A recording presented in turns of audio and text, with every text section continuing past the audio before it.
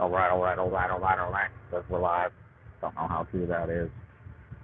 Hope y'all good looking, sexy people are doing well out in Happy Land. Let me know if you can hear me.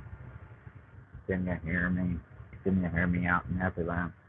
I've been having trouble going live recently because I'm on vacation, and as a result, I've just been chilling, man, chilling like a villain. And also, I've probably explained to some of you in the recent past that it's a little bit harder to go live because I don't want to be disruptive to the family. And so I'm trying to figure out this microphone so that I can do it without talking loud. But so far, I have not been able to achieve success. So right now, I'm making a little coffee. I hope y'all good looking sexy people are doing well. Give me a yo if you can hear me all right, because it's always a battle with what do you call it? Technology. It's the constant fight to try to get it right. Here's a little watercolor I was working on the other day. Woohoo! I thought it was pretty cool. Proportion on the line art wasn't good. I just wanted to make myself a little uh, childlike coloring book page, and you guys know the battle, man. You guys know the fight is real. That no matter how hard you try, things are not. Are you guys looking at my butt back there? Can you see my butt all right? Yeah. So no matter how hard you try, the battle is real. You just can't. You can't get the free time you need or the absolute perfect conditions you need in order to broadcast. So I've been working on 3 or 4 different videos in the editing software. Let's see, can Kelly hear me all right? Can hear you, Frank. Can't hear you. Oh, okay. Hello, can you hear me? Give me a yo if you can hear me. Hello, can you hear me? Can you hear me? Can't hear you, Frank. We aren't enjoying a lion with you, lovely missus. Can hear or can't hear. Oh yeah, why am I not sleeping in? Because I don't do that. I mean, I get up early no matter what. I continue. So you can or you cannot hear me. Give me a yo if you can hear me. Yeah, you know how that works. I'm up making some coffee. You guys like coffee? I just ground my coffee grounds. See if you can see that all right. Booty, booty, booty, booty, booty. Oh yeah. Yeah, so I wish I had better technology figured out and that I could enjoy broadcasting live whenever I wanted to and make a real go of it. But you know how it goes, man. What do they say? Best laid plans of mice and men always go awry. Not sure if this is ever working. Is this working all right?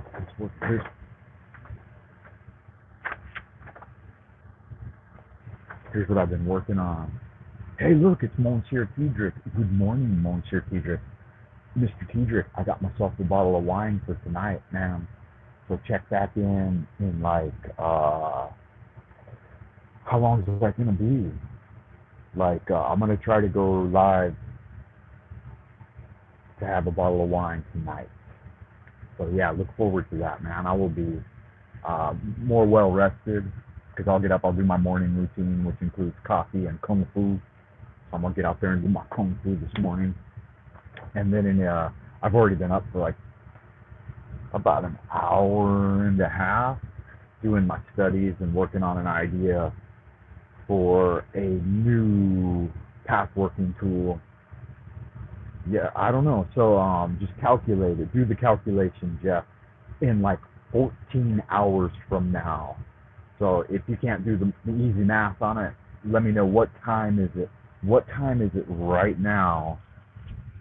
What time is it right now in Florida? And then I'll add 14 hours to that and I'll let you know. So tell me what time you are at right now. Because I'm trying to figure it out so that I can schedule it so it'll be a good time for you guys. Yeah, so I'm working on a new pathworking tool. I don't know if you guys have seen some of my pathworking tools, but I use pentacles and I make them. I handcraft them. I'm heading out of London to Seaside for the weekend, so we'll be drinking as well with you guys. Good, Kelly. That sounds like fun. I wonder if you guys can continue to hear me as I walk away from the coffee area over here to my desk, which is inundated with things my wife is planning to give away for the Chinese New Year. Good God, man. She's a she's a wonderful lady. Could you guys hear me when I walked away? Because I'm trying to use this Bluetooth thing. I'm trying to use a Bluetooth microphone, and I don't know if it's working or not. Hello, hello. Can you hear me all right? Yeah. I don't know. Anyway, so I'm going to show you guys one of my little pathworking tools. As soon as I get my coffee going, you guys see my coffee? See if I can give you a look at my coffee. Yeah.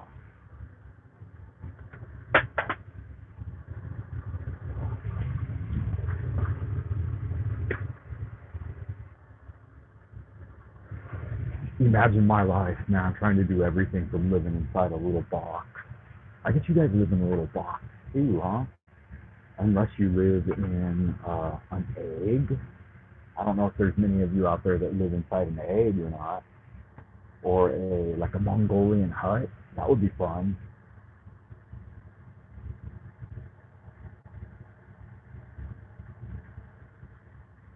Yeah, I used to have a colleague that I worked with, and he would always tell me, he'd say, Frank, the struggle is real.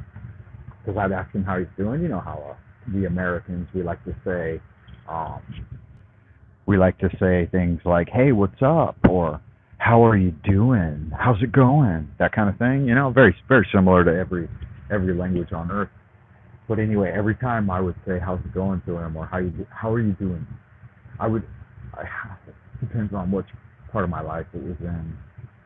I guess my early 30s, late 20s, early 30s when I worked with this guy over here in the Central Kingdom of the Celestial Dragon, where we try to broadcast live Monday through Friday.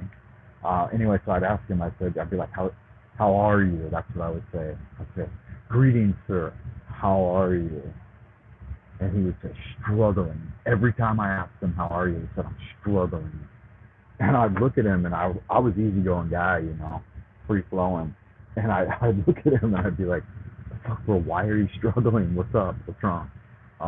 But yeah, he said that every time, and he would always say the struggle is real. He's much older than me. This dude was probably in his mid to late 50s, and yeah, so I didn't know, but now that I'm getting closer to that age, I'm kind of starting to I'm kind of starting to figure it out. There's a secret spiritual message that you'll actually meet yourself from the future like 3 or 4 times in the course of your life. Like, so it'll go both directions. Like, obviously, right? But you'll encounter and meet with your future self while you're younger a couple of times, and then as you get older in the last 2 quarters of life, you'll also, as your older self, you'll meet with your younger self again, right? So it's a bit of a conundrum, and it's kind of a mystery school secret. Wow, there's bleeding viewers. I guess I must not be that entertaining this morning. That's all right. It went from, I had 5 people viewing in the Ideas Room out there in Happy Land, and it has dropped back to 1. So if you're that one person out there in the Ideas Room, please give me a thumbs up. I really appreciate those yo's. Hey, look, it's Paul out in Happy Land. Greetings, Paul. Long time no see, man. I haven't seen you in a long time. Last couple of weeks, you were missing all the live Drive archives. And now that I'm on, if you've been wondering where I've been on vacation. And what that means for me is a lot of sleeping in and a lot of script writing. I'm working on scripts for my videos that I'm working on. I got about 4 different videos in the oven right now, and if I can just finish one of them on this vacation, I'll be pretty happy with that. But I'm planning on trying to finish all 4 of them. Oh, how did you get sick, man? Are you getting? Let me see if this works. You didn't get the coovies, did you? Oh no, he's got the coov. That would suck, man. I've heard that shit can. I heard the older varieties, the Fauci flavor batshit soup. I heard that shit was legit, man. That he had spiked the soup on that one. He fucked around and stuck his dick in the Happy Land punch, and as a result, yeah, that shit was a nightmare for some people. On some people, it just straight murdered. That dude ought to be on trial for murder for all of his shenanigans. But global elite. What can you do? You can't fuck around with royalty, man. The mold. If I got this, can you still hear me? If at any time I'm transmitting and you can no longer hear me, let me know, because that's not cute. I don't want to just sit here and talk to myself. That's why I tune in for the Live Drive Jive archive Monday through Friday, is because I wanna listen to and talk to other people. Trying to create an echo chamber out there, man. Make sure you're echoing. So if at any time my Bluetooth gives out on me, then just make sure that you let me know. Say, Frank, I can't hear you anymore. Anyway, what was I saying? Oh, who knows? Fuck those royalty. Right up their stupid a-hole. A-hole. Because that's what they are. They're a bunch of a-holes. You gotta be careful though, man. Who was that guy that got involved with the royalty and then they ended up imprisoning them and then murdering them? That famous man from Nottingham. I can never remember his name. Rasputin. That's the one. I met an incarnation of Rasputin when I was a young man. When I was like 16 or 17, I met a Rasputin character, and he even wore a patchwork cloak, a Technicolor patchwork cloak that he ended up giving to me. He gave me 2 things. He gave me a patchwork cloak, and he gave me a bamboo flute. I still have the bamboo flute, but I don't know what happened to that patchwork cloak, man. I lost that thing.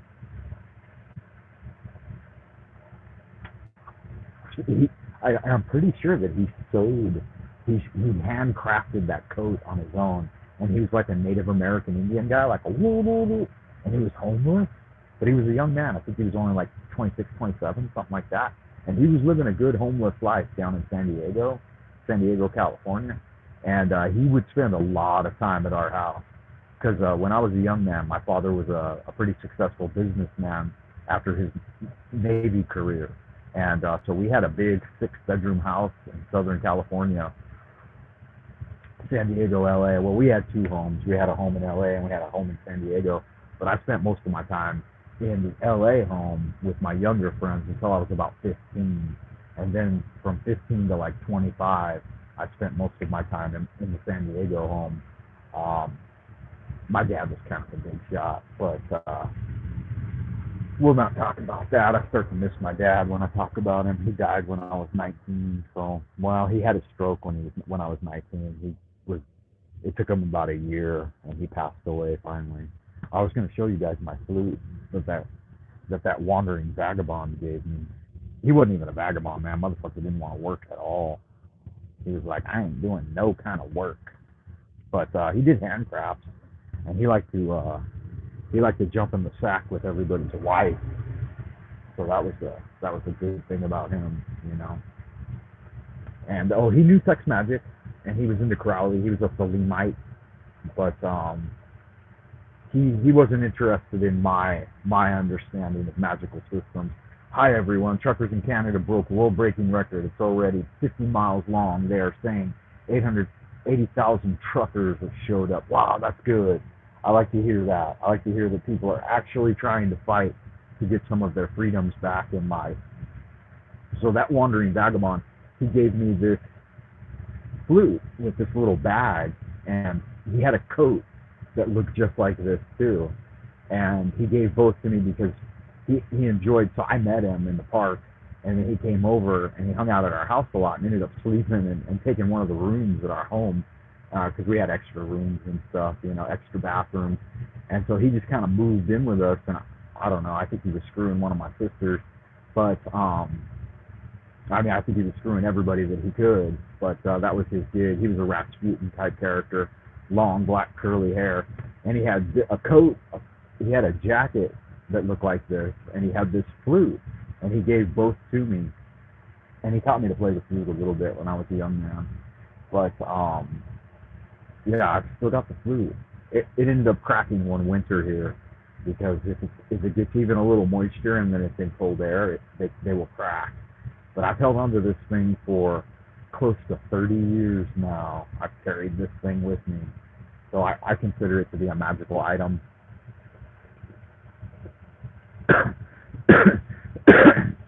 It's got a little Chinese pichu. Yeah, so these were the kinds of things he made. He made these hand woven bracelets, and he carved little wooden items.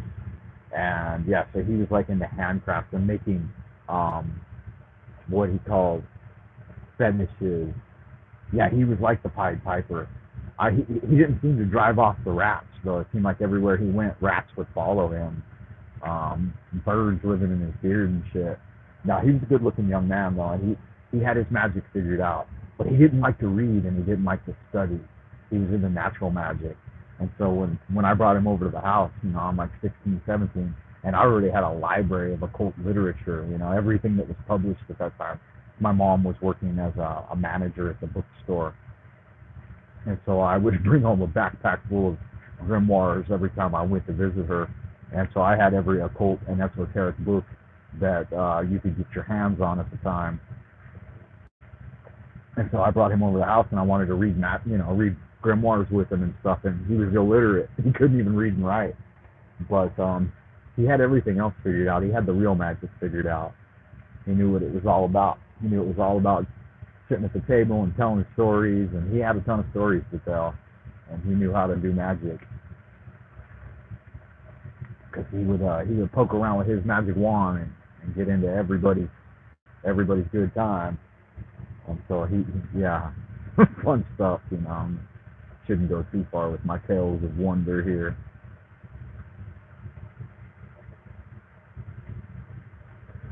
Yeah, he was quite a character. Thank you for paying attention, Kelly. Yeah. So out in the ideas room, that trucker, I'll give my 2 cents on that trucker caravan. I think what's really actually happening is, since the media is allowing it to be focused on and so on and so forth, I think what it's really coming down to is they're trying to push these guys out of business anyway, because they want to move over to an automated trucking system. So they're trying to figure out these systems of logistics where they can just eliminate the job of trucker altogether. So if guys like Tesla, the front man of the new robot revolution, if they have their way, then the ultimate goal is just to eliminate humanity from the equation of the system of logistics, which will put all of those guys out of work anyway. So this is like their last ditch effort at being relevant, because they're becoming irrelevant, right? So they might lock up all the systems for like food transportation and stuff for the poor, but the royalty are never going to be affected by these things happening in society. Unless there's a Box Deal Day and people come to terms with their real enemy, that it's got nothing to do with warring nations, which is not reality. That's an illusion. The global elite, like Brandon's kid, this guy, he's building a 5-star resort here in Beijing right now, right? And people will say, oh yeah, China's our number one adversary. And I'm like, yeah, is that why one of the top CCP officials just bought 30,000 acres of prime upstate New York real estate? Because those bigwigs consider themselves to be enemies? Really? Is that why all of Southern California is the new They're calling it the new China, you know, Australia, Canada. Look all over the world, and you think that they consider those people to be an enemy when they allow like over 100,000 mainland folks to immigrate to the U.S. every year, and they're immigrating all these vast populations of migrants in order to offset the local Caucasian population. That's because they consider them to be enemies? Really? Really? You really think there's going to be a World War III that includes anything but the slaughter of the peasant serf class? I mean, come on, you got to fucking grow up and get off the corporate Kool-Aid at some point, right? God, I saw Biden the other day on television just recently, like a couple of days ago, and he's in bad shape, man. He was in bad shape when he was running for office, but now he can't even carry a single thread of intelligent conversation anymore without just babbling down into, you know, nonsense. Which is kind of always how I considered him. I considered him to be like that at the top of his career, you know. When they were busting in, when I was in LA as a kid, we lived in all white neighborhoods pretty much in northern Long Beach until it got decimated, and they did a thing called, I forget exactly what they called it, but they would bust the kids out of Comptons and Watts and Carson, the poorer neighborhoods with the heaviest sections of immigration and project housing, and they would bust those kids into the white schools to offset, you know, the so-called white, what do they call that, white privilege. And so during that era, President, now holder of the office of President-elect, Joe Biden, would get in the newspaper and on the television and stuff, and he'd say, God damn it, they're turning the whole fucking place into a racial jungle, you know? And it's like, that was at the height of his career, and people just ignored that fact when they had him up against Orange Man Bad, right? Trump derangement syndrome. Orange Man Bad, Orange Man Bad, you know? And you're like, but, okay, so Orange Man is bad, but you're going to elect this obviously openly racist pedophile in his place? Are you serious? That just blew my mind, man. Yeah, so they're phasing out the workers, the drivers, the truck drivers are getting phased out of the equation. And so what they think is that by demanding these mandates, they're going to put these guys out of work and make it look like, oh, well, it's their fault because they didn't comply and they want to spread the coup. But the reality of it is they're going to phase them out anyway with automated trucking. And so that's the ultimate goal. And they're just letting it come down the line to that. Is the Russia-Ukraine potential conflict big news? Here in the UK, it is massive news. Yeah, there ain't no Russian-Ukrainian conflict. I mean, come on. You got to wake up to reality. That's all subterfuge meant to distract the plebes away from the fact that Biden is a blithering idiot and he needs to be in a retirement home. And that needs to happen, like, last year. So that should have happened before he was even allowed to take the corporate mantle of holder of the office of president-elect. I mean, come on.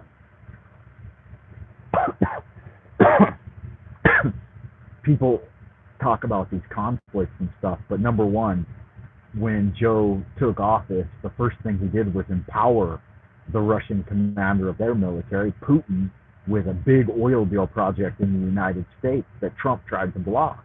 So the first thing he did, working as a Russian agent, Joe Beijing Biden, working as a Russian agent, allowed Putin to take over that big oil project that was being blocked. So that's number one. Russia and the United States are aligned as a single super state. And so the only fight is the elite against the plebe population that they no longer need, right? So if there's an excessive amount of serfs and slaves, wage slaves in Ukraine that need to be liquidated, then yeah, they're going to do that as a big shock and awe campaign for the television, right? So it's not a reality. The reality is the global elite liquidating the useless eaters. Old Bidenenko's son, Hunter, has a huge deal with Ukraine on their energy project, sitting as CEO. He's got huge lucrative deals over here in Beijing. So when these top elites start banging the drum of war right after they just steal huge, very lucrative deals for themselves with these countries and in these countries and agents of those countries, right? Like you've got them working in those countries as big time money funders. And you think that anything else they do is a reality? No, man. The reality is they're padding their pockets, they're securing their gated communities. You know, they're driving around in Cadillac limousines. You know, the beasts that have bulletproof windows and armed guards with miniguns and stuff and MP4s, and then they're just decimating their local population. So you got to remember, the only war is the war of what they're, and they're even openly calling themselves the elite now. It's the elite against the middle class, and they already waged that war and they already won it. The first thing they did was decimate community with this so-called, oh no, the boogeyman's out of the box. So their first attack was on communities, right? On disruption of stable communities among the middle class and poor. That was the first stage of their gambit, right? Stage 2 now, that's short though, World War III. If they pull the nuclear boogeyman card, it's just to eliminate more fucking servants, you know, because they got an excess of useless eaters. The useless eaters, the slave wage class, does not fit into the new normal, right? And they're making it easy because they're saying, hey, the boogeyman's out there, and if you don't get the gibber jab, you got to go off to the camp. And so they're running a gambit of a mass culling of the lower population, and they'll spin it any way you like. If you like World War III, if you're into the nuclear boogeyman, you want to see that, you'd like to see a mushroom cloud on the horizon, then just keep thinking that way, because that's not the truth of what's going on. The truth of what's going on is much more dire. It's absolutely much more dire than that. It's that they've already allowed AI systems to take over much of the management of it, and it all broke down. And they're glad that it broke down, because that could mean rioting and starvation for hundreds of millions of people. And that's right in line with what they want to happen. It's never going to affect them. It will not affect them. It will not affect their children. It will not affect their unions. It will not affect anything they've got going on, because they're secured. They got full-time 24/7 security. They can rape and molest and drink all the blood of the children they want, and have big sex orgies and rub it in your face and drive around in their Cadillac limousines and mow you down in the street. And they can even pay your brothers and sisters to put on badges and murder you openly in the street. And it'll never have anything to do with, oh, it's the Russians against the Americans. It's the Chinese. Yeah, bullshit. Come on, wake up, man. Don't ever let them sow false dichotomies and race wars among the fucking peasant class. Get real. I was listening to an old Bart Bell broadcast last night from 1998 or 1999, I think, and his guest spoke of a Russia-Ukraine shenanigans.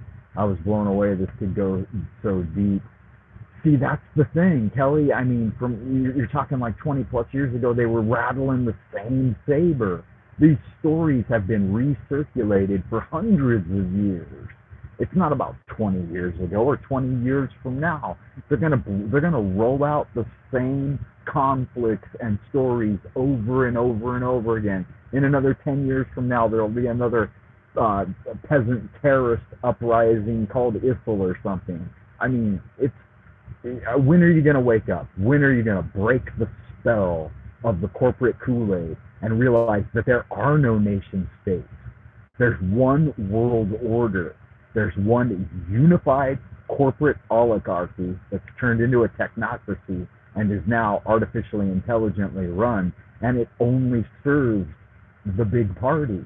Everyone else is below that. It's only the eye on the pyramid. And you grab one of your $1 bills, Kelly, because I know, Kelly, you're a British, so I don't know if you have the same open, in-your-face symbology on your money or not. It's the 0.0001% against everyone else, man. It's got nothing to do with fucking Russia versus the U.S., Russia versus Ukraine. Who cares? They already rolled into Ukraine and murdered a bunch of folks just a few years ago. I think it was like 14 years ago. There was the Crimean War, and the Russians already rolled tanks in there and murdered people. Nobody cares. Nobody gives a fuck. They're rolling out a new system of enslavement that's got everybody's name on it. Doesn't matter where you're from or who you are, what color your skin is. If you're a white Irish indentured servant like myself, you know, a German Irish Jew, or you're a Negro or whatever you are, they don't give a fuck. You can be a Chinaman. The only distinction, the only real dichotomy, is the global elite versus the peasant. That's all it's ever been. That's all it'll ever be, man.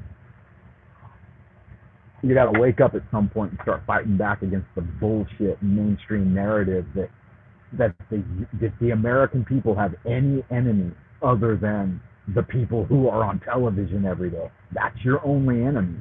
The mainstream media, right? The criminals in government, right? And local army and police, they all work for them. And they got to get off their knees and stop and show some fucking backbone. Like these truckers. You know, good on these truckers for actually showing a little backbone, but it's because they know that what's coming down the line for those truckers is an entire loss of their industry. Everything that was built on their backs, on their blood, sweat, and tears, is going to be taken away from them and given to robots. And that's the fucking fact of the matter. And the middle phase of phasing that out is just to use immigrant slave labor in between that.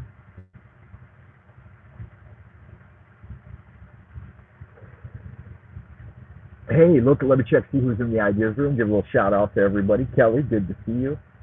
But yeah, don't push that war card here. There ain't going to be no World War III. The only World War III there's going to be is the Georgia Guidestones and killing off the fucking useful feeders like me and you. Right? That's the only World War III there is, and it's been going on for decades.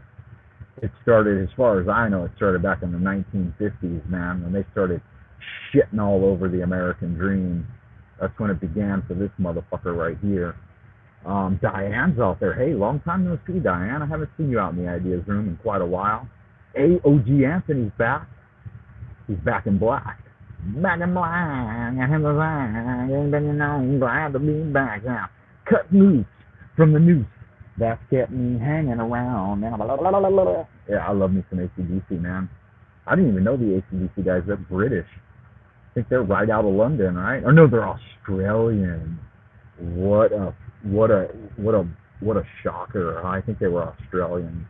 So Diane Lynn, she's talking about mandatory death camps for the plebes. Sounds like quite the character, Frank. Yeah, that Rasputin character from my childhood. I wonder if I can even remember his name. I think his name was Danny. I'm going to say that he was of the tribe of Dan. Yeah, Paul's out there. Good to see you, Paul. I hope you're doing well, sir. Much love to all of you guys, and thank you for tuning in. It looks like we've got quite a crowd out there in the ideas room. We're going deep this morning. It is the Venusian Friday. Hey, it looks like even Gimme Death or Freedom was out there for a minute. Gimme Death or Freedom, give me a yo if you can hear me now. Yeah, the real Anthony's back. Will the real Slim Shady please stand up? So Anthony says, wow, Diane, that's why I left YouTube for months. Too many people were impersonating me, and it was insane. I haven't been on C2C since December. That's all right, Anthony. C2C doesn't even do regular shows anymore. I mean, if they do regular shows, then I don't get regular notifications, because I wasn't even going to go live this morning. I was up looking for the C2C chat, and I was just going to hang out in the chat with you guys and talk shit and tell people to suck a dick and stuff like that, but they didn't even fire up the C2C chat, so I was like, fuck it. Diane, at one point there was about 30 Anthony's in the C2C chat room. Yeah, that's funny as hell, man. And it's true, too. Kelly actually screwed up with even the wrong A color. I don't know what the fuck y'all are talking about, man. Oh, okay, yeah, the Anthony thing. Yeah, that's funny. Yeah, so where were we? What do you guys want to talk about this morning? I got a little time. It's only like 6 a.m. here in the Central Kingdom of the Celestial Dragon. as long as my Bluetooth speaker stays active, I'll be able to talk to you guys without being too loud here in the ideas room. Because if I'm too loud, then I'll wake everybody up, and that's no kind of fucking fun during a vacation. Everybody wants to sleep in and enjoy vacation time. Anthony, I haven't been going there much recently. Yeah, I don't know what's up with the coast to coast chat recently. We were in there. We were talking about remote viewing, which in general I kind of think is a crock of shit. I mean, there's telepathic communications of varying levels, and I'm a bit of a psychic, and I've tried to work on. Okay, yeah, I'll do that, Anthony. I've tried to work on perfecting my ability to do remote viewing, and it doesn't seem to be very consistent. So I think occasionally the universe will throw you a bone, and you'll get some sort of remote viewing practice. And I think that there are probably some people who are better at it than others, but I've focused an inordinate amount of attention on dreamland and psychic development and that type of thing, and it's still inconsistent. Even if you practice and store up your magic and your chi for a very long time, you'll be given short glimpses beyond the veil. And here's what I've discovered recently while listening to Rudolf Steiner's lectures. I mean, I've been listening to hundreds and hundreds of hours of Rudolf Steiner, trying to figure it out and trying to work in some of the secrets. And he says, here's what Steiner says, here's why it's so hard to pull back some of that energy from dreamland and some of that, premonition of the future and so on, and the telepathic powers and stuff. He said all of that was a part of the Atlantean age. We went from Mu to Lemuria to Atlantia. So give me death or freedom. You know all about that. You manifested in old Atlantis. So he said that was a part of our being during the Atlantean age, and that we've moved away from it. And he said that if you actually do pull back a lot of that magical energy, that magical Atlantean energy, that it will kill you. It'll kill your current physical body. And that's what happened to him. He ended up dead at in his mid-50s, because he was channeling so much of that high-level spiritual energy through his transmissions. And he literally said that it's deadly. So there is something to that, channeling in the spirit vision and so on and so forth. It could be extremely dangerous. And I'll tell you another person who went beyond the gate of dreaming into dreamland and created the dream cycle. And I was researching him for the last decade, and it ended up killing him too. He was dead at 46. Howard Philip Lovecraft of Boston, right, Massachusetts.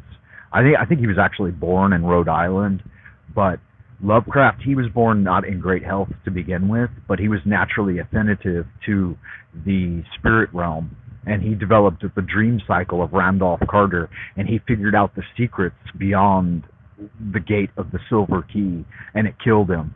And I didn't even know that he died at 46. And here's the crazy thing. I was studying a bunch of Lovecraft over the last 10 years just because I thought he was interesting, and I loved the canter of Lovecraft's writing, and especially in the spoken form. So I was listening to a lot of audiobooks, and I was making my own audiobooks and so on and so forth. You can listen to my rendition of The Alchemist. I did a really good job on it, right? So I was teaching a class on Randolph Carter to a group of 12th graders, high school students, and I was suddenly struck with disaster, and I almost died. You guys may know I had to undergo emergency surgery and be brought back from the gate of life and death. And when I got out of my surgery, I still wanted to do my research on Lovecraft, and I found out that him and Edgar Allan Poe were both dead at 46. And I was 46 years old, and I'm like, oh my God, the synchronicity of studying Lovecraft almost killed me. And I thought, fuck, man. So you got to be careful. When you get into the occult realms, occult literature, and secret teachings, it is a dangerous fucking path. So be warned, the path of magic is not for the faint of heart. It can literally take you from this world. When and I highlighted the teaching just here recently in the Gate of the Silver Key, and he says that it is written in the Book of Thoth that a single glance beyond the veil will kill most people, and it did, man. It brought me to a point where I was required to undergo emergency life-saving surgery. And let me see, I highlighted it just yesterday. But yeah, that's how synchronicity works. So you got to be careful about how close you're willing to get to secret esoteric teachings. And here's the good reason why. Master Me told me this a long time. I lived and studied with Master Me watching of Seven Star Communications and Yosan University at the height of my career when I was like 21, 22, and 23. And so I lived with him in his house in Oregon as his assistant, editor of his books, drove him around and shit. I was like his factotum, a young man. I was looking to be the disciple of the great Mr. Miyagi, wax on, wax off. Anyway, so I achieved that at a young age because I was very into Taoism and Kung Fu. So you can look up Master Me watching. He wrote about 80 books on Taoism and natural living. Give me a yo if you can still hear me. And make sure we had like 10 people at one point in the ideas room, and I only got two of the cold goose up the bum. So make sure you give me the goose thumb. I forget how that joke goes. Have you ever been goosed with a cold thumb? And it's like, yeah, I don't know. But yeah, I would appreciate that, man, if you guys do. I know it's hard to do. You got to actually like click the button and stuff, and that shit ain't easy. Like, I ask people all the time, I'm like, after the video drops, because we go live, and then later you could come back and comment. And I try to say that every time. I'm like, make sure to come back and comment later on the video. And very few people ever do that.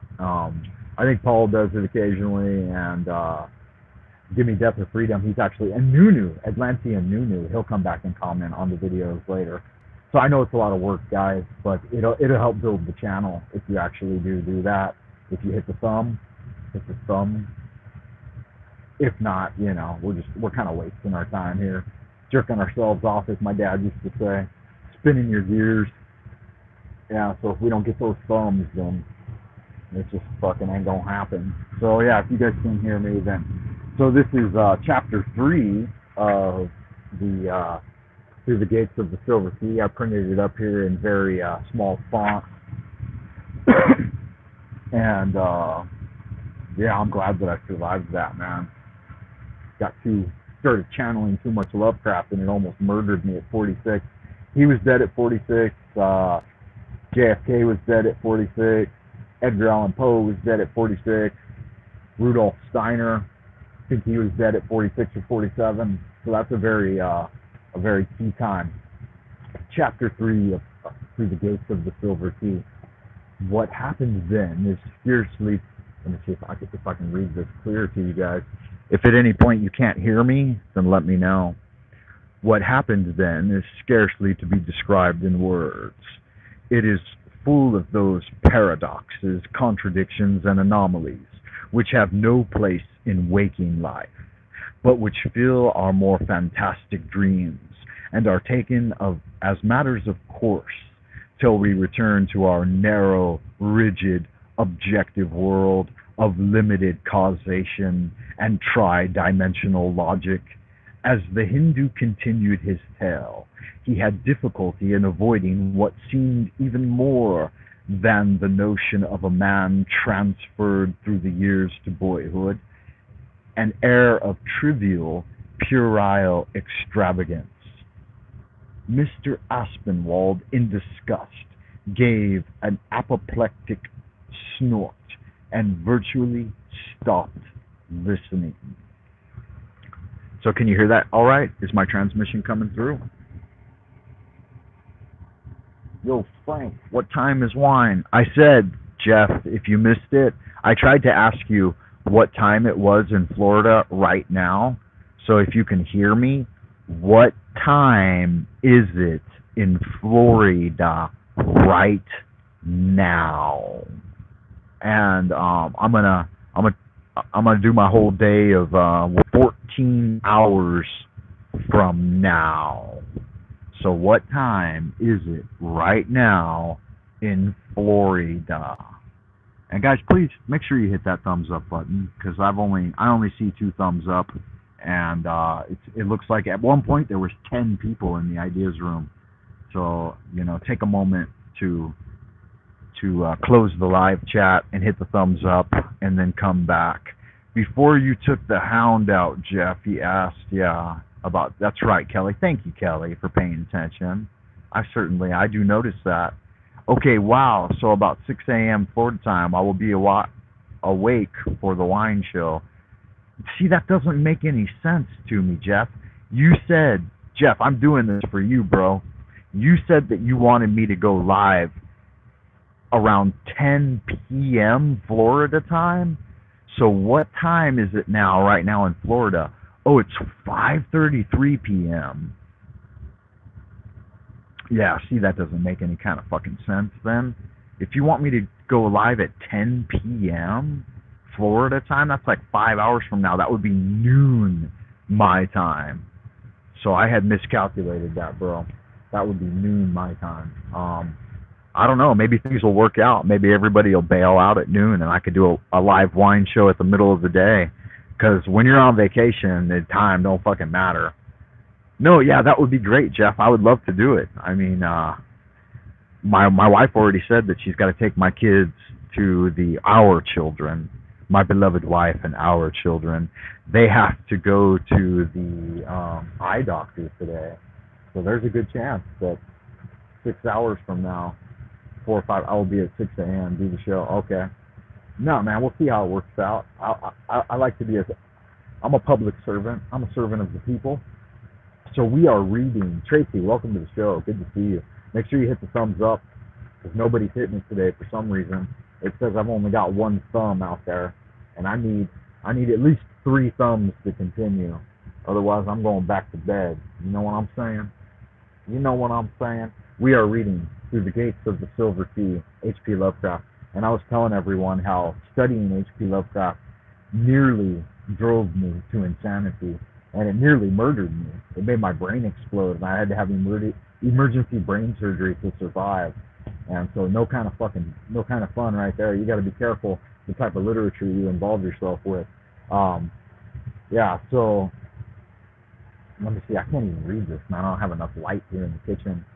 Guys, like the video and spread the word. Thank you, Jeff.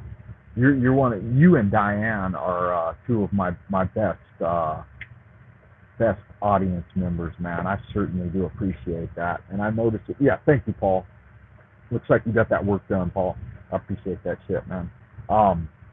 So Lovecraft says here, he says, "For the right of the Silver Key, as practiced by Randolph Carter in that black haunted cave." I gotta do better than this. Do better. That is the mantra of the left these days. Do better. And so, if at any point my audio cuts out, you guys gotta let me know. If I can figure this shit out, man, I'll be doing good. I need a microscope. For the right of the Silver Key, as practiced by Randolph Carter in that black haunted cave within a cave. Yeah, this is not any kind of fun right here. There we go. Did not prove unavailing. From the first gesture and syllable and aura of strange, awesome mutation was apparent. A sense of incalculable disturbance and confusion in time and space, yet one which held no hint of what was recognized as motion and duration.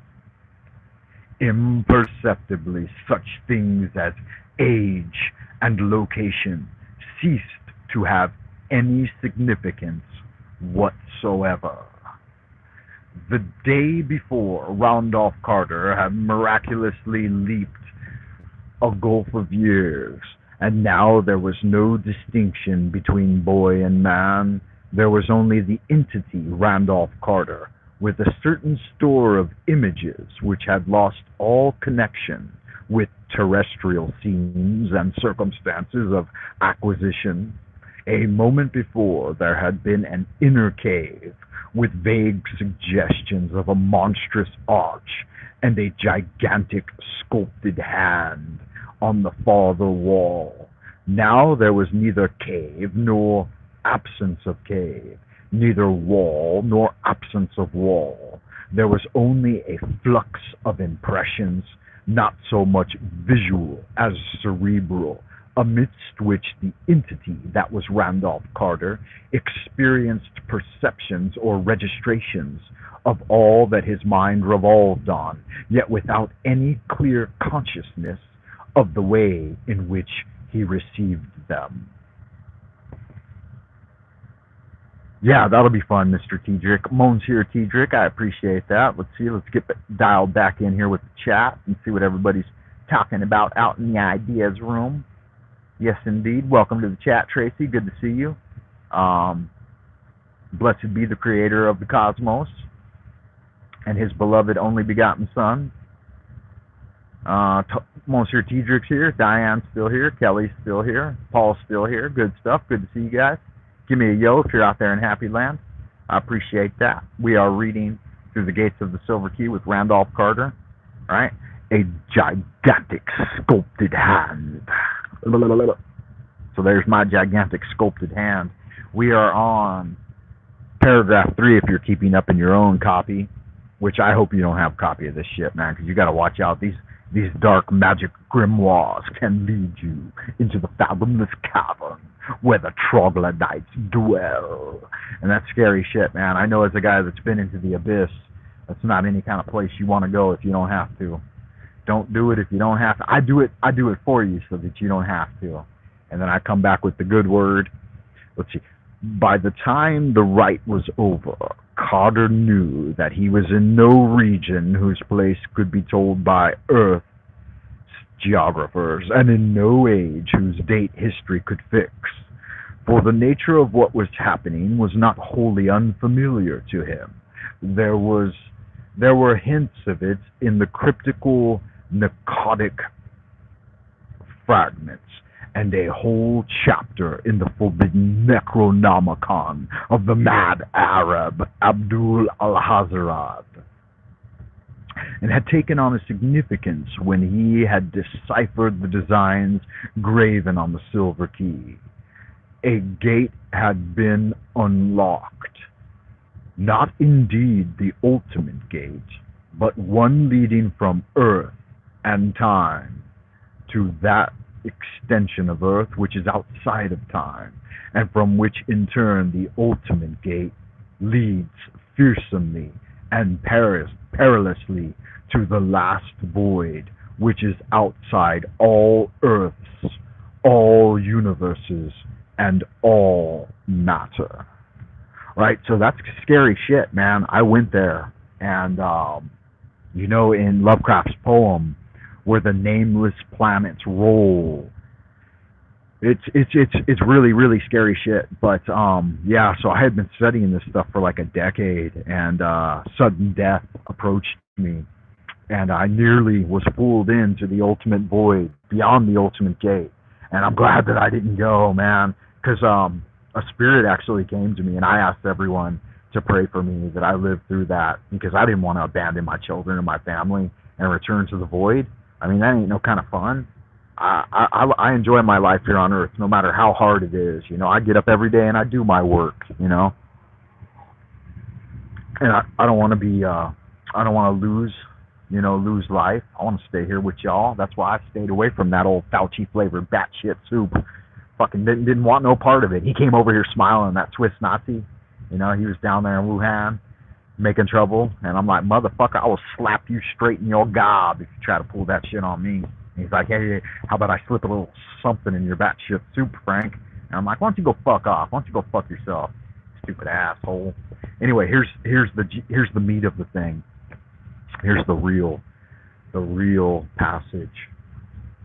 Good God, man, I shouldn't have printed it so small, but I wanted to save paper and space, And it's not a huge document, but all right, I'm gonna figure this out. I'm just gonna stick it back in my ear. Can you guys still hear me? Can you still hear me clearly? Tracy, I'm on TikTok. Paul, you're on TikTok? Don't do that, man. TikTok's not cute. I won't even let my kids watch TikTok. Yo, yo, yo. All right. Got the yos out in Happy Land. Yeah, Tracy's a nurse. Did you eat at the wet markets, Frank? Nah, fuck no, man. I went in those wet markets when I first got to China, and I used to look at the turtles and shit and the frogs all trapped in there, and I'm like, this ain't cute, man. I like the fresh fish market, but I'm not into like amphibians and snakes and bats and shit. But I went in and I saw it all, and I was like, yeah, this ain't for me. Let's get the fuck out of here. Mm. I do have bats in my courtyard though, and I've got bats in my belfry. That's a fact. There would be a guide, and a very terrible one. A guide who had been an entity of Earth millions of years before, when man was undreamed of, and when forgotten shapes moved on a steaming planet, building strange cities among whose last crumbling ruins the earliest mammals were to play.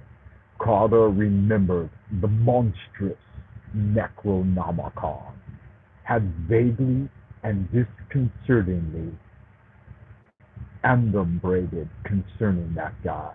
Or he remembered what? See how the canter goes off if you miss one word? I missed that one word, what, in reading it. And the whole canter was thrown off. So let me reread that last sentence. Readers aside.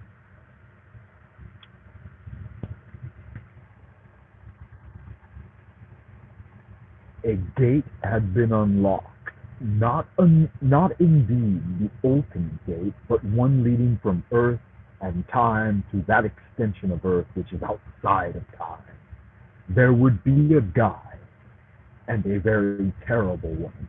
A guide who had been an entity of Earth millions of years before. Carter remembered what the monstrous Necronomicon had vaguely and disconcertingly adumbrated concerning that guide.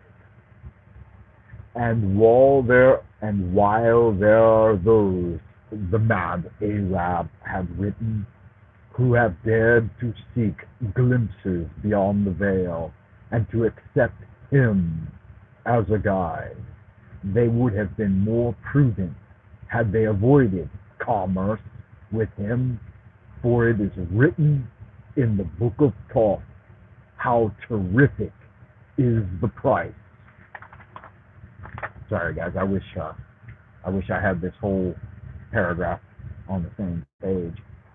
How terrific is the price of a single glimpse, nor may those who pass ever return, for in the vastness transcending our world are shapes of darkness that seize and bind. The affair that shambleth about in the night, the evil that defieth the elder sign, the herd that stand watch at the secret portal each tomb is known to have, and that thrive on that which groweth out of the tenants within. All these blacknesses are lesser than he who guardeth the gateway, he who will guide the rash one beyond all worlds into the abyss of the unnameable devourers, for he is Umar Tawil, the most ancient one, which the scribe rendereth as the prolonged of life. Oh, good God, man, that is spooky shit right there. Y'all just don't know. Unless you do, then you know. And if you do know, then you know that it's no kind of fun, man. So don't try to stick your head outside the celestial vault and peer beyond the veil, because I'm here to tell you that, you know, what is beyond human comprehension is meant to stay beyond human comprehension. And if you mess around with, And why did I do it, right? Why would I engage myself in such an arduous um, traipse out into the abyss? Because I was forced. I was forced out. I was put into a situation of dire need, and I was literally, at the gate of suicide, and I nearly took my own life. And then, as a result, like I was telling you, my head exploded, and I had to get emergency brain surgery, and I'm 46. And Randolph Carter, I guess I must have met with him when I was there beyond the veil, because he told me it was all right to come back. You drop a link so Anthony can prove he's the real Anthony. Okay, yeah. Yeah, Anthony's a kung fu master, man. He knows that MMA shit. He'll grab trunk and sack all at the same time and throw you against the wall, man. That shit ain't cute. So I was going to show you guys what I'm working on later today. I have got these little cardboard pentacles that I make for path working. And so I've been putting together a video on doing one for the not the ultimate gate, right, but for the first gate. And so I've got my notes here. I'm doing one for Yasad. I don't know if you guys study the Tree of Life at all, but if you do study the Tree of Life, you make these for various purposes. So they are sigils that help to... if you've read the book that I suggested, Franz Barton's Initiation to Hermetics, then you know what I'm talking about on the 100-Day Magical Challenge. And so for later challenges, not at the Grade of Neophyte, but for later challenges, you can make these hand-painted sigils. But I figured I would do a DIY project on how I make them. And so here is the Venusian star, right? This one is green and red, so it represents Netzach, which is on the Tree of Life, is the 7th sphere. And so I've got 7th and 8th here. I've got Hod on the back, and then I've got Netzach on the other side. Typically, I just make them for one, but this one had a specific purpose. And glad you stayed around, Frank. We would have all never connected. I appreciate that, Kelly. Yeah. And one of the reasons I did the after party is because I was having so much fun in the Coast to Coast chatting with like Diane and Anthony and Paul and all of you guys over there. I don't know if Paul was there. I think Paul found me elsewhere. But anyway, I was having so much fun in that chat, I wanted to keep the party going. And I thought it'd be even more fun if it's just a private chat room, and then we do our own thing. And then, the only thing you can talk about with passion is that which you really love. And I know not everyone's on the same page as me, right? Like with my esoteric Christianity and magic, Solomonic magic. In fact, I lost some friends just because I talked about the fact that I am a practitioner of the craft. And that's sad. Like, I was on Facebook for a few years during the whole Trump derangement syndrome, and I posted a few, like me and my brother fought over it right before he died, and I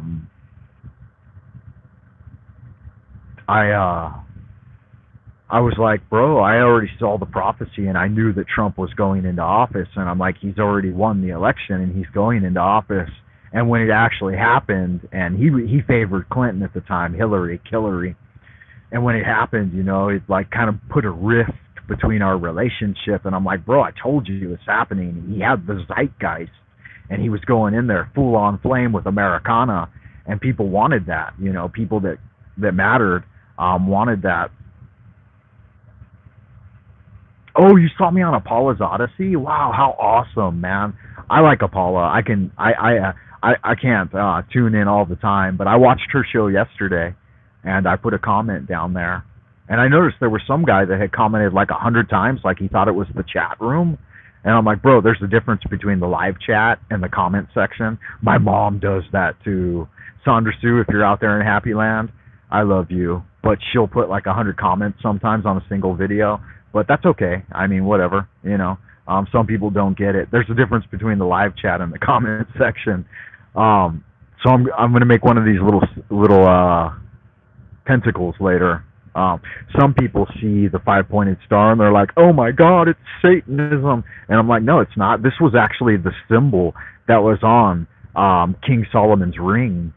So the ring that he used to control the spirits of the brass vessel was actually a pentacle, which represents the movement of Venus, the wandering star Venus in the night sky. Her transition, I believe it takes like 27 years or something, but it creates a five-pointed star in the heavens. So remember, there's not inherently in symbology, there isn't evil or good. Yeah, shout out to Sandra Sue if she's ever out there. She never catches the live show though. I don't know why. I think she's having dinner in Colorado around the time that we go live here in the Ideas Room. Hey, oh my God, you're here? Hello there, beloved. I was just saying hi to you. Yeah, so welcome to the chat, Sandra Sue. You are actually out there. Are you actually listening to my transmission? How fascinating. Yeah, good to see you out there, Mama. I love you. Yes, indeed, I do. It's true. All right, so let me show you one other of my pentacles, if you guys can hear me all right. If at any time my sound cuts out, let me know. And, yeah. So in opening the first gate, you have to achieve a certain level of understanding. And the drawing boards in Freemasonry, what the drawing boards do is they contain all of the information that you need that is coded in the ritual observation of opening the first gate. Now, what does opening the first gate mean? It means that you humble yourself before the throne of God and really seek a divine connection with the creator of the cosmos. And so there's a lot of symbology involved in it. It includes the twin pillars of Boaz and Joaquin, which is a deep understanding of the yin-yang principles, or the principles of duality in the material realm. So it's getting yourself beyond the scientific materialism, right, and awakening to the truth. Because I know there are many scriptures written in the Bible, but not all of them are 100% accurate. A lot of it's allegory, and I mean, if you take an old Hebrew rabbi's word at everything, then you're kind of missing the inherent humor in the system. So directly connecting with the divine doesn't require any training. It doesn't require studying any drawing boards or anything like that. But I made my own drawing board for the ninth sphere. The ninth sphere is the sphere of Yesod. It's the dreaming mind. It's what we call the astral light. And it's what actually makes our technology possible.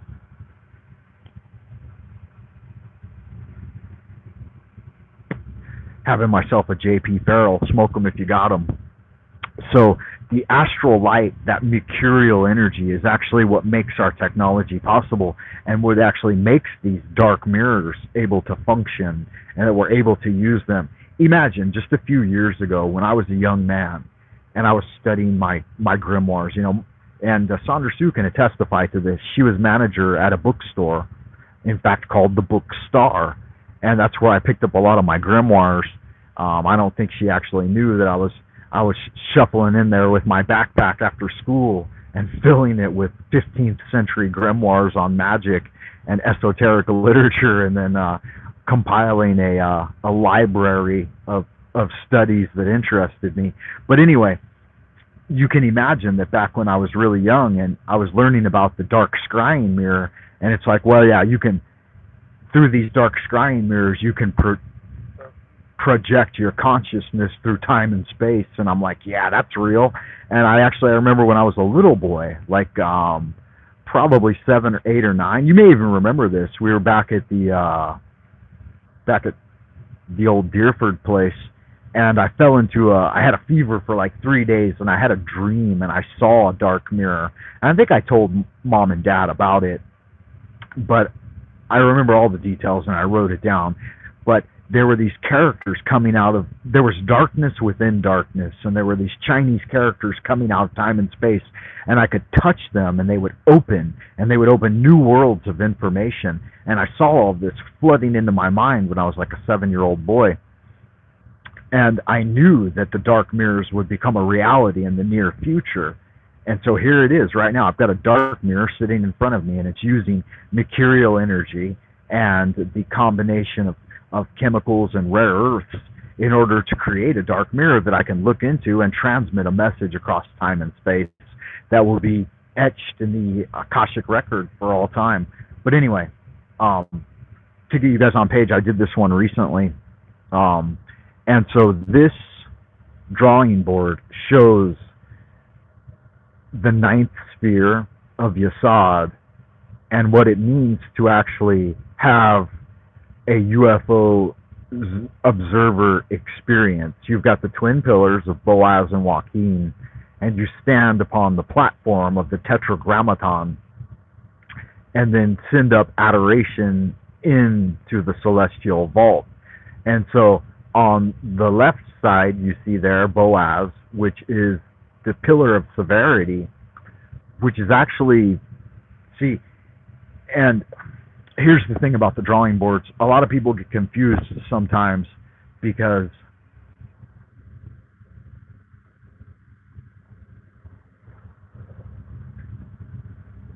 it's a reverse image. It's as if you're looking into a mirror.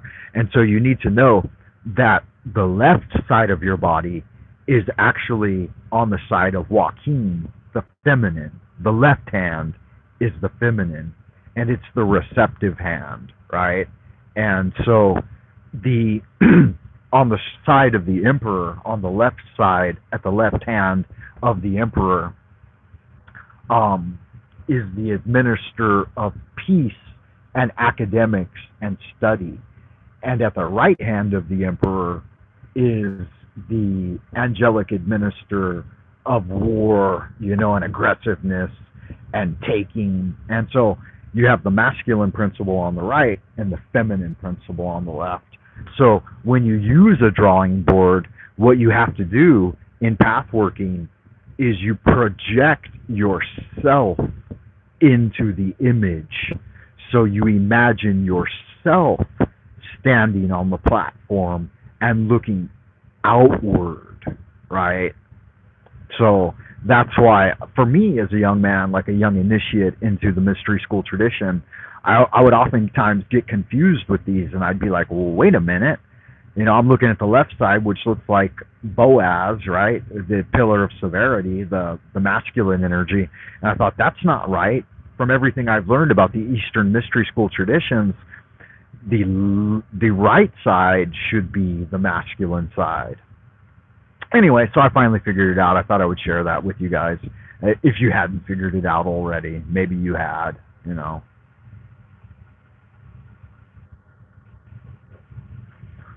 So the key here, and you'll notice, right, there are 3 stars in the distance. Those are the 3 stars of Orion's belt. And from those 3 stars in the star Sirius comes the transmission of the 3 ships and the 3 amigos, right? So 3 and 3 is what? Yeah, it's a 6. And then you have 3 mountains on one side and 3 mountains on this side. So 3 and 3 again is a 6, yeah. And then 3 and 3 again, right? It's a 6. So you have the manifestation of man, the beast, right? But when you cut that in half, then you have the key understanding to the astral light. So you cut that in half and you have 333, which is actually a 9. So it's the 9th sphere. So there are 3 sets of 3, which is Karamzan, right? So dividing the material, the dichotomy of the left and right, the man and the woman, creates the oscillation, which can allow you to see with the astral light.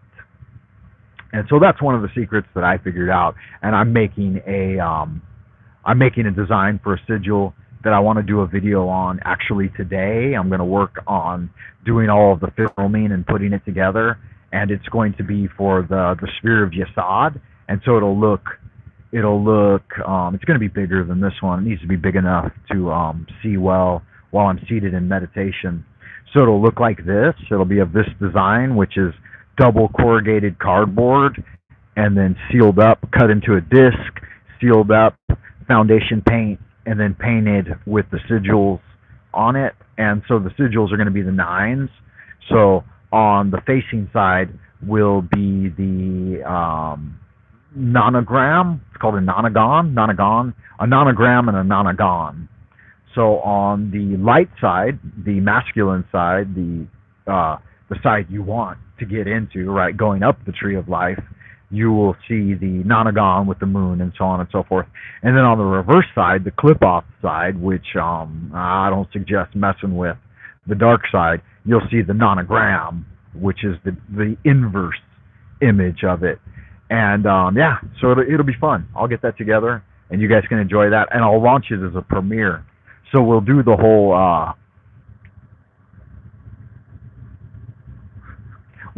Wine with Frank thing as I launch that premiere. It's probably only going to be like a 30-minute video. So what I'll do is I'll do that as a premiere this evening, which will be morning for you guys. I had done the calculation incorrectly on that.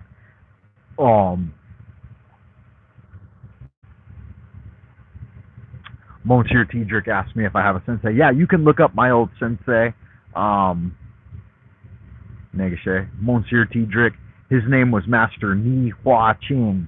Yeah, so you can ask Sandra Sue. She can testify to the fact that I went to live with Master Ni Hua Ching and actually gave up a beautiful girlfriend that I had at the time in order to do that. I was attending college in the South, and I jumped in the little red geostorm, and drove 2,000 miles to live with Master Ni Hua Ching of 7-Star Communications. But yeah, don't reveal too many of the secrets of my past there, Sandra Sue. Yes, indeed, it's all true. Testified by Sandra Sue.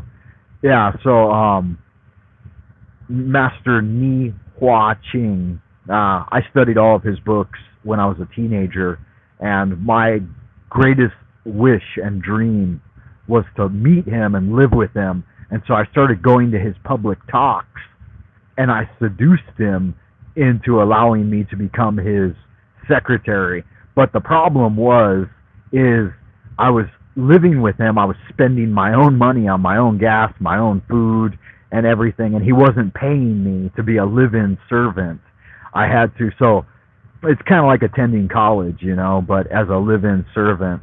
Did I hear you clearly? Wine with Frank? Yeah. Be a different time now. Yeah. Sandra Steve takes cash to keep silent. Yeah. I'll pay her off.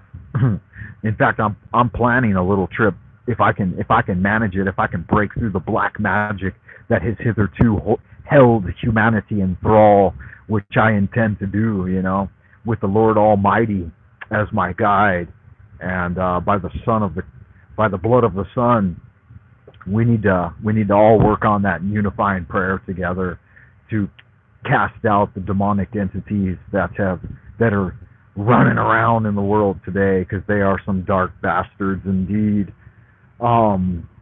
Yeah, so I'm planning a secret transmission of my energy back to the U.S. for the time of the solstice. The summer solstice, the winter solstice is already passed. Yeah, y'all good-looking, sexy people, stay well out in Happy Land. That's what I've got planned for today. So probably about 12 hours from now, I plan to open a bottle of French wine that I've got, and I will share it with you. Can you guys hear me all right? Is this Bluetooth device still picking up my voice? Because I don't know if it's the microphone on my phone or the microphone in my hand. If I've been holding this little microphone for the last hour and it's not actually working, thank you, Paul. I appreciate you, Paul. You good-looking, sexy individual, Paul. You beautiful bearded bastard. Yes, good, good. Thank you for that, Monsieur Tiedrick. You guys think that Monsieur Tiedrick's profile pic, he looks like Charlemagne? The first time I saw that, I thought, oh my God, I've got Charlemagne out there in the ideas room. And Paul's is just some crazy predator creature. Yeah, let's go live. Let's do a little wine tasting. That'll be fun. Yeah, it's funny how magic works, because when Jeff had mentioned it, when Monsieur Tiedrick mentioned the thing, I had planned to do it, and then like the universe gave me the response, and my wife pulled out like a case of French wine she bought to give away for the new year, and I'm like, hey, I want a bottle of that, and so I grabbed a bottle and stowed it away. And then suddenly she's like, oh, I've got to take the kids to the eye doctor today, and so she'll be gone for like several hours this evening, and probably won't get back until later tonight. So I'll have an opportunity to live stream and drink a glass of wine all by myself here at the apartment. So I'll set everything up, and I'll make sure that I've got candles and incense burning, and I'll do a premiere of that video that I've been preparing. I've been preparing 4 videos to launch on YouTube in the next couple of weeks. One of them is an architectural video about an adventure that I took down to southern China a couple of years ago and shot I shot like 3 hours of footage of all these old Freemasonic buildings. There's an island here in southern China. It's called Gulangyu, and it's got like 1,000 buildings on it, homes and stuff, that were built in like 1913 by Freemasons and secret society guys. Can you guys imagine this? 100 years ago, Freemasons came here to China, American Freemasons, and built out an entire island in Xiamen, Fujian, and every single building on it is, there's only one Chinese building on the entire island. There's one Taoist temple, and then it's surrounded by an entire city built by Freemasons 100 years ago. Can you imagine that? How wonderful that is. And I took a vacation down there a couple of years ago. No, 2015 is when I did it, which seems like a couple of years ago. It seems like just yesterday, right? But it was actually 7 years ago. And I shot like 3 hours of footage of that island. Like, I tried to film every building on it. Yeah, isn't that fucking that's like mind-blowing that 100 years ago there were a whole group of Freemasons over here building homes for themselves and living on an island in China. And you know what? There's no literature about it on the internet. You can look it up, and there's like one article that's like a page long. And I'm like, oh my God, what a story. What happened to those people? What was going on there?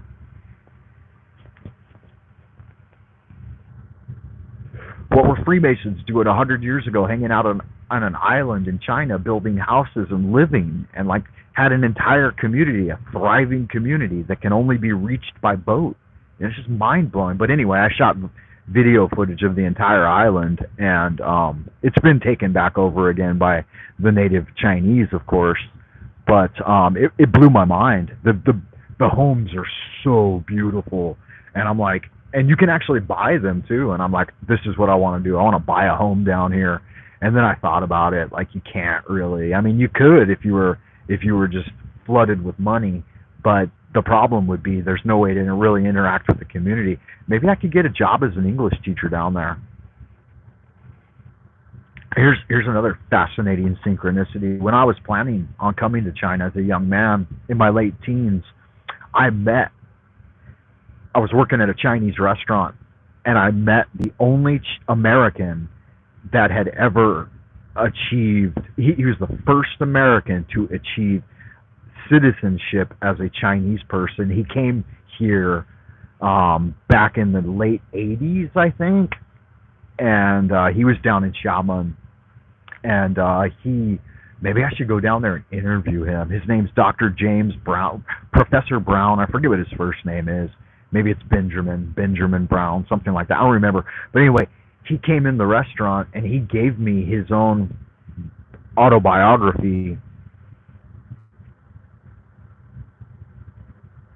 about his adventure of coming to China and living here and bringing his family here. His wife recently passed away, but he was married to an American gal, and they raised their 5 children here in China, and he's lived here for 30 plus years.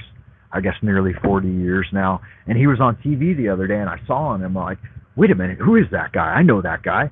And then he told his whole story and shit. I'm like, whoa, man.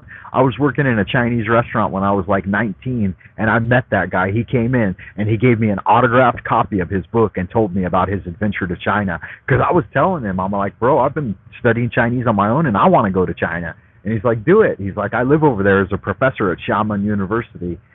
So he had only been in China for 10 years, and he had come back home to the United States with his wife and was traveling and just happened to come into the Chinese restaurant and talk to me. Yeah, come on, man. You think that's a fucking joke? That's a reality, man. That's how magic works. Yeah, good fun, man. It's the reality of life is so much more fascinating than any kind of fantasy. I mean, it's the real deal. We're living the magic, guys.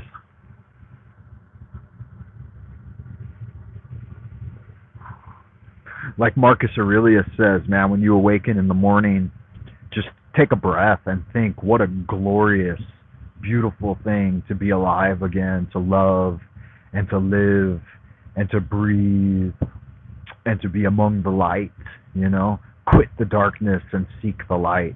That's what it's all about. It's all about unifying with the reality of the intelligent design of the universe and the great Godhead, and humbling yourself before the Creator, man.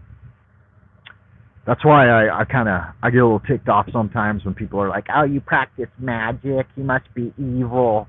And I'm like, no, you know, the whole Bible, the whole biblical adventure is filled with magic, and there's no prohibition against practicing angelic magic. You know, to call upon God and His angels to protect you in your hour of need, that's magic, man. Prayer is a form of magic. You may or may not know it, but it is. And when you get mired down in sentiments and phraseology, then you abandon the truth. The truth is to seek the light.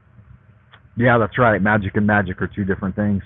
So with a K, magic means that it's knowledge-based and that it's divinely inspired, that you humble yourself before the throne of God and you give all praise and credit to the grand creator. You know, and the Freemasons call it the grand architect, and the Christians call it, you know, God Almighty. And it's different than saints and other types of immortals that have manifested on earth.